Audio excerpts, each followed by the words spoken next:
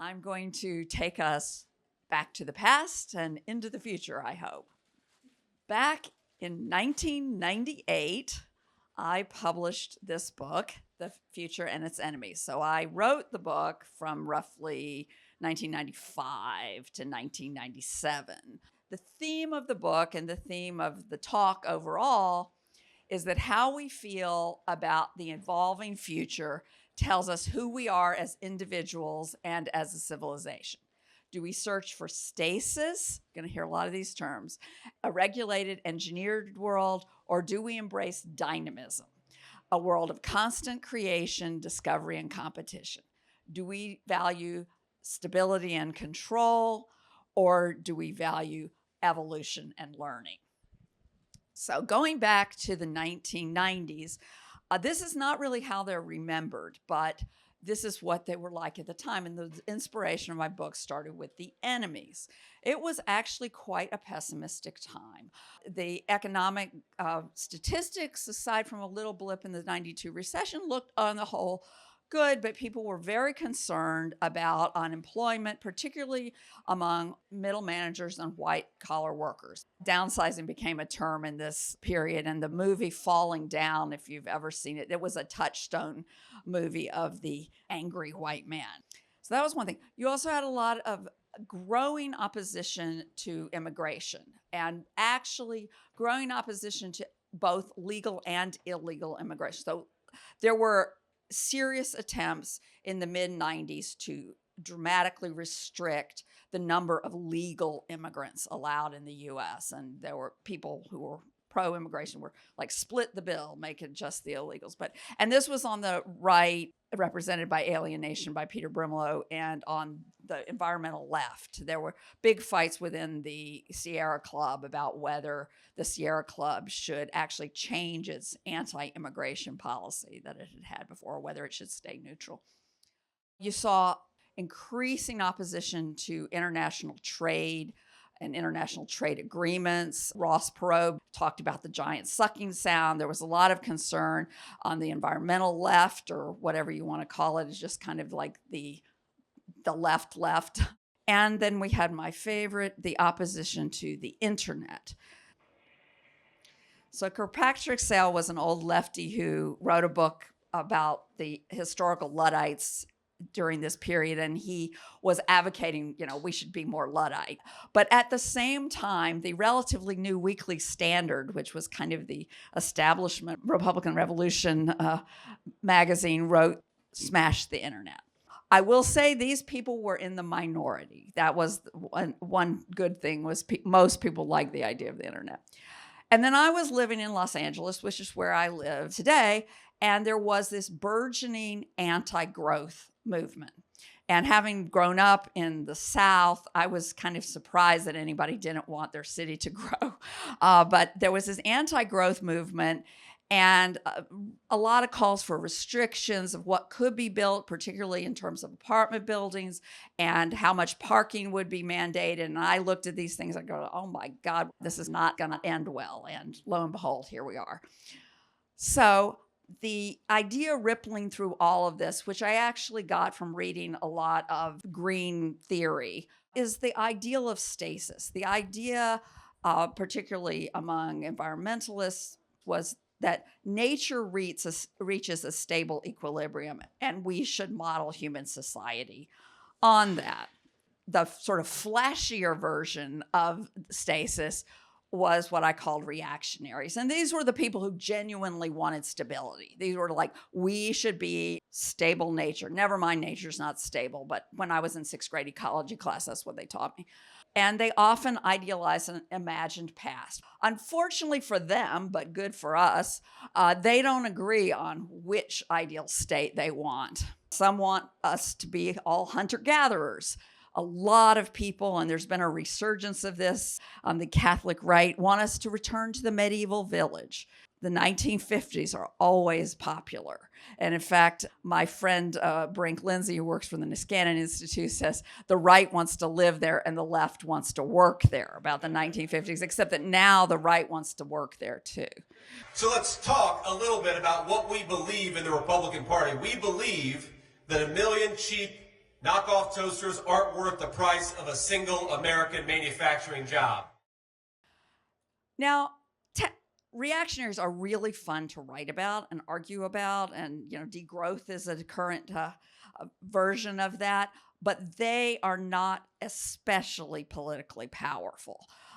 There is another group, which may include some people in this room, that I call technocrats. And their value is control, not stability, but control. They're for the future, but they envision it as predictable and with a known end goal. They like everything to be articulated. They put a very high value on that, and they love detailed categories, procedures, and rules, which are often aimed at minimizing risk. In the early 20th century, this was a very vital, energetic ideology. There was this idea that we built these great industrial companies by having a lot of planning and control, and look how successful they are. We could take those lessons and apply them to society as a whole, eliminate lots of kind of waste and duplication, and make everybody better off. And as a result of that sort of ideological idealization of planning and control in the early 20th century, technocrats came to dominate democratic government. Yes, there were also technocratic people in totalitarian countries, but this is the world we live in. And they are very decisive. They are very important. And when I say there are some of you in this room, that's okay, because we need you. They are decisive allies. If they ally with the reactionaries, we'll have a reactionary world. If they ally with the dynamists, we'll have a more dynamist world. I love this. This is an ad from 1930, and this is glamour, planning glamour, under the control of one hand. This is not from an article about politics. This is from an ad for a radio. And imagery like that is why if you feed prompts into Mid-Journey for Roots in Progress, you get lots and lots of concrete and also people in slightly out-of-date clothes. So much cement, so much cement. This is very 20th century. No offense. But this is what Mid-Journey thinks the glorious future looks like, because it's based on this older ideal. Back when I was writing the book, Bill Clinton was president, and he used to talk about building a bridge to the 21st century. And he loved this slogan so much that he used it as a theme for his presidential library. It was really optimistic sounding. It was very appealing. It's very forward-looking and futuristic until you start to think about it literally. Because a bridge goes from known point A to known point B over an abyss. If you deviate, you die. It's optimistic, except that it's also about the scary unknown. And this vision of how we get to a positive future by all following exactly the right path gives you some of the quotes that are in my book. I was once on a CNN talking head show arguing with somebody, and she said, as the president said, we need a comprehensive system, one that's been worked out, that's affordable and has national standards. What the hell was she talking about? Was it pharmaceuticals? Was it building construction? It was actually childcare, but it could have been anything. And the other was from somebody who was big in the Republican Congress at the time.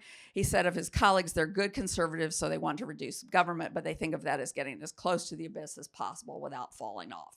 So this idea that, if you don't have control, you wind up in the abyss. And as I mentioned, I used to have a really long section about this, but technocrats love categories. And so, for example, when grape tomatoes were developed, you couldn't sell them in the EU. And this was not because they were genetically modified. It was not because somebody thought there were safety concerns. It was because the EU had 4 categories of tomatoes, and they didn't fit into any of them. Now, eventually, that got changed. But this is a classic thing. And this runs our city planning in a big way, this rigid categories. City planning has existed for hundreds and hundreds of years. But it used to look more or less like this. Somebody figured out, here's where the streets should be, here's the lots. And then you built, whatever on your lot.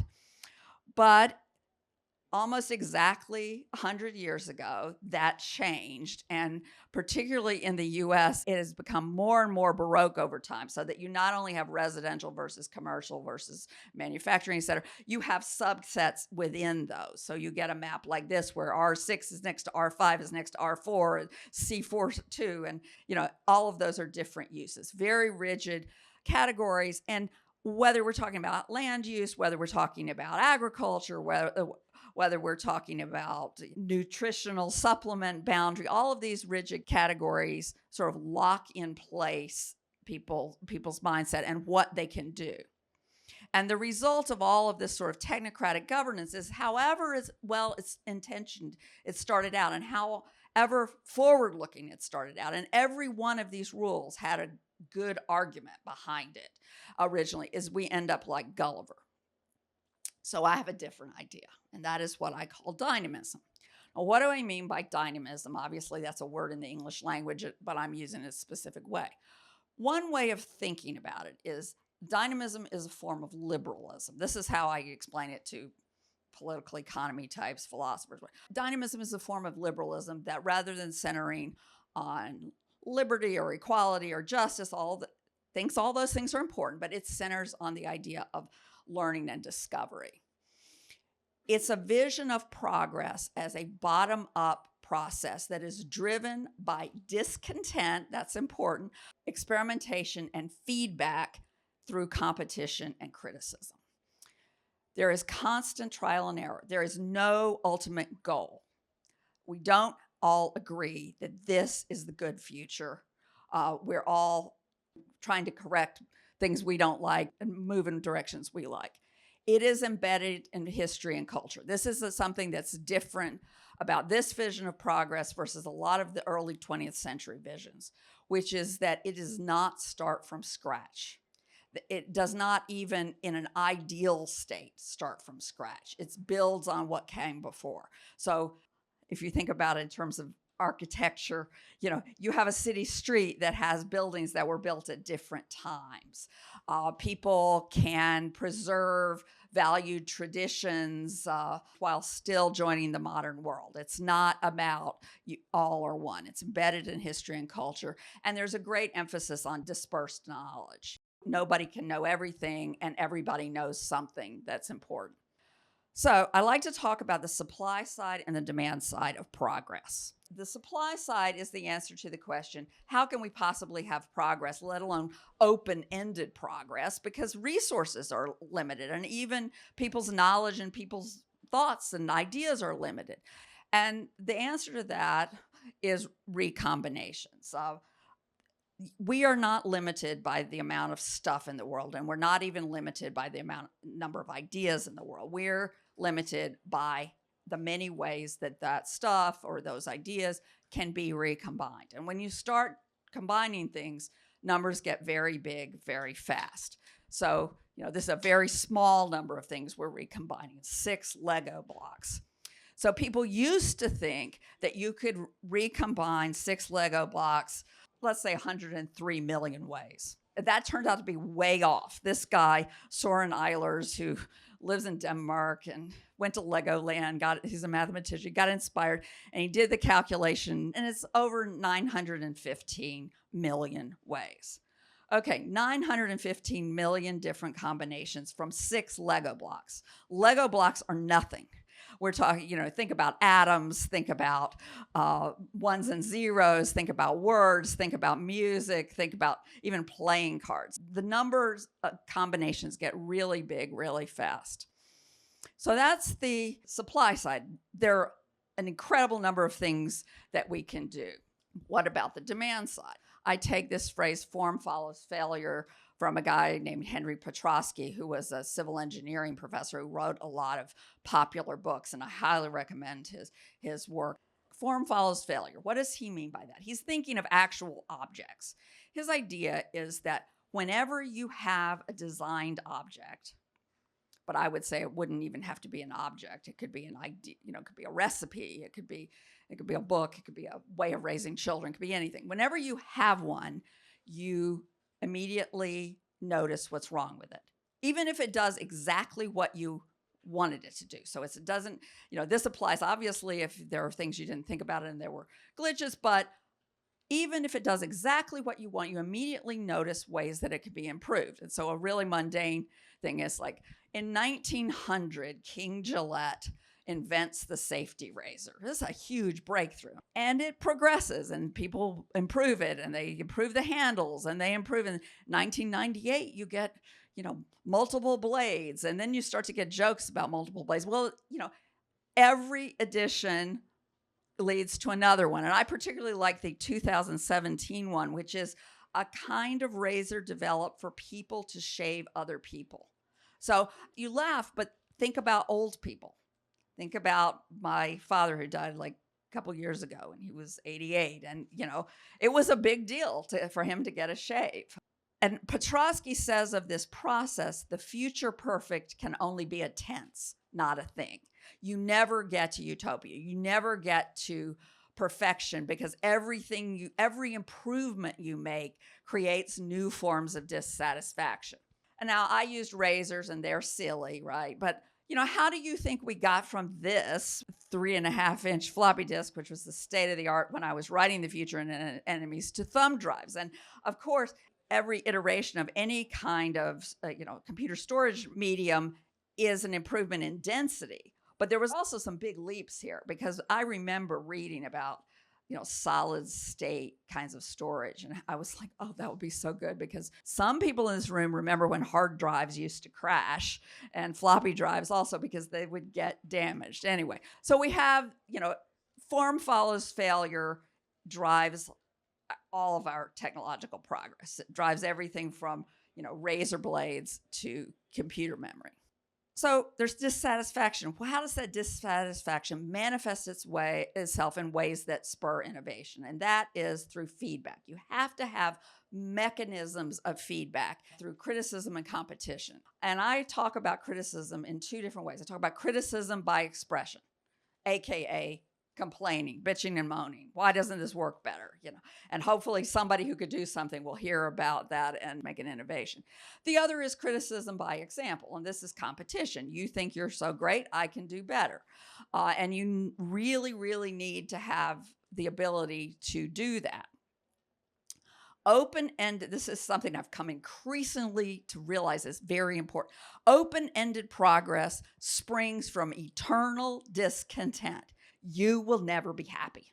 You will never reach bliss if you are in a dynamist society. And this is one of the things that people who say stasis would be better they never articulate it this way, but this, I think, is their intuition, that if society never changed, then we would be happy. But they're not thinking that the reason we're discontent, we would be discontent anyway. This way, we can actually try to move on and do something better. Progress, Steven Pinker had a definition of progress this morning, which is very measurable. Mine is a little less measurable, but I think is more true in a way. Progress is the process of identifying and addressing sources of discontent, which leads to new possibilities and to new discontent. Sorry about that, folks. And one driver of the opposition to dynamism, the stasis idea, is that open-endedness. There's a kind of vertigo that people get. And I don't know if any of you know who the Southern agrarians were, but they were in the 1920s and 30s. They were very literary. Yes, of course, Charles knows. And they're the ones I get the idea of the infinite series that was the title of this talk from. The ideal, they complain, is not merely some set form of industrialism. That they wouldn't like, but maybe they could live with it. With so many stable industries, no knockoff toasters, but industrial progress or an incessant extension of industrialization. It never proposes a specific goal. It initiates the infinite series. Of course, now we've kind of moved into another stage beyond the industrialization that they were complaining about, but I guarantee if these guys came around, they would complain about that too. A counter view is from this guy, David Fairchild. He said, never be satisfied with what you know, only with what you can find out. David Fairchild used to go around the world and find fruit trees and like foods that were in one place and bring them to the United States. And he's the one who discovered the navel orange. I think he brought avocados, although there's another guy who's involved in avocados. And he also was very involved in bringing the cherry trees to Washington, D.C. But he's one of these great adventurer, quester, always want to learn more people. And I think that's an important mentality that's part of the Dynamist vision. So is this no rules? No, there are kinds of rules. And I could talk for like 3 hours on this, but I'm just going to give you a slide. Dynamist rules allow individuals, including groups, to act on their own knowledge. So you don't have to have all the knowledge centralized. There's an incredible power in simple generic units. Think of Legos. And these rules allow them to combine in many different ways. So that's why I have this thing about these rigid categories. That is why they're can be such a block to progress. They permit commitments, credible, understandable, enduring, and enforceable commitments. You get contracts, you get marriages, you get various kinds of commitments. And they protect criticism, competition, and feedback. Why do we need free speech? Why do wise companies find ways to surface the things that the people at the bottom know that get stuck partway up? And they establish a framework within which people can create nested competing frameworks of more specific rules. So you have, you can have an economy that has general rules, and then you can have firms that have, one is everybody can work at home. Let's just take one thing. Everybody can work at home, whatever you want to do. Take time off whenever you want. Another one could be like, you must come to the office 9 to 5 wearing a suit and tie, and everything in between. Stuart Brand wrote this book, How Buildings Learn, in 1994, another great work. And he has this diagram in it, and it is literally about buildings. It's about how the farther in the building you go, the easier it is to change the stuff. And he starts with, in fact, inside the building is stuff. That's like rearrange the furniture, set it up for a talk, set it up for a dinner. There's a space plan, there's services, there's skin, there's structure and site. But I think this is a good model for how to think about rules. Some rules you want to have that are pretty permanent. They're like the site. Other rules are going to be very specific to the conditions, and there you're going to have what he doesn't have is the third dimension where you have like how much competition is there, because he's literally talking about buildings. But if you go back to the zoning example, for example, the old city planning used to specify the site. It used to say, here are the lots, here's how big they are, here are the streets. When zoning started to tell people what they could do with a certain lot, then you're moving into specifying basically the space plan, maybe the services, but a lot about the space plan, because that's what you can do with it. The more you get this right, where the rules are nested and the ones that can change easily allow a lot of flexibility and people to innovate and do things differently, and the ones that are hard to change are very, very general and permit that, the better off you are. Another thing you get with dynamism is surprise. You don't necessarily get what you expect. You can have progress in unexpected ways. So this is a super, super ultra generic stock photo of 3 businesswomen. And there are at least 3 things in this picture that represent innovations that I would not have predicted when I wrote The Future and Its Enemies. The first is rolling luggage. Rolling luggage actually existed in 1998, 99, 2000, but I didn't have it. I went up to 30 different cities with carrying my bags on my shoulders. The second, very obviously, is the smartphone. And the third is the coffee. Now, this is, because it's a very, very generic, boring stock photo, doesn't have a logo, but in the 90s is when you started to have Starbucks roll out, and it took a while. It started in 91, and that completely changed the way Americans consume caffeine. If you had asked me in 1990 what the future of coffee was, I would say there is no future of coffee. Nobody, look at all these boomers like me. We're not going to drink Maxwell House. We just drink soda. Now Diet Coke has ads about how like your grandma knows something when she drinks that Diet Coke. Anyway, Starbucks came along. It changed the idea of coffee, and it did it with recombinations, which we can talk about later if you like. And a lot of people hated Starbucks. They hated it because they thought it was too corporate, too boring. They hated it because they were leftists. They didn't like a big company. And that led to even more or they just didn't like the coffee. Suddenly you're in a world where you've gone from 1991, where there are 1,650 coffee houses in the entire United States, of which 165 were Starbucks, to a world where we have 37,000 coffee houses and Starbucks has 15,000 of them. This is a surprise. Okay, well, all right, coffee, that's not important. Technology is important. Steve Jobs, great technological visionary, introduces the iPhone in 2007. He talks about everything. He talks about the interface. He talks about how it can use apps, how it's a computer in your pocket. He doesn't mention the biggest thing. He doesn't talk about the camera. There's no mention. He doesn't even say there is a camera. He wasn't picturing he knew people would listen to the music, but he didn't picture a world of selfies and walls painted to encourage selfies. He didn't picture a world in which restaurants changed the way they serve their food so people could take pictures of it and post it on Instagram. He didn't envision the world we live in. So finally, why progress? Well, there are two arguments for progress.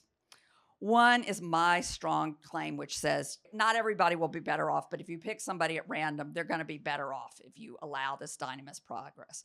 The other is Friedrich Hayek's claim, which he basically just says, what matters is the successful striving for what at each moment seems attainable. And he goes on and says, it is in the process of learning and in the effects of having learned something new that man enjoys the gift of his intelligence. This open-ended process, yes, it is about solving specific problems and improving our lives, but it is also about learning both as individuals and as a civilization. Okay, so I'm going to end with a little piece of pop culture that's my favorite example of a Dynamist movie. What happened? No, this is a disaster. Why, what? Why is the dragon on top of the luxury condo development? Finn, we're gonna play a little game. It's called Let's Put Everything Back the Way You Found It. But Dad, you don't understand. So I can make things the way they're supposed to be. Permanently.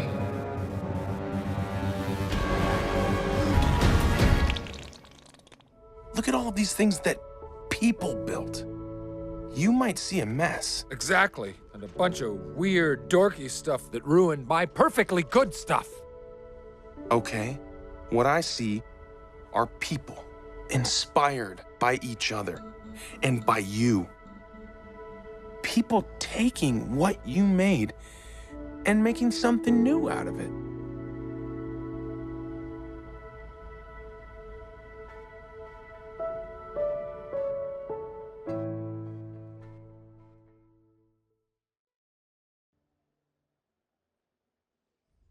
Thank you.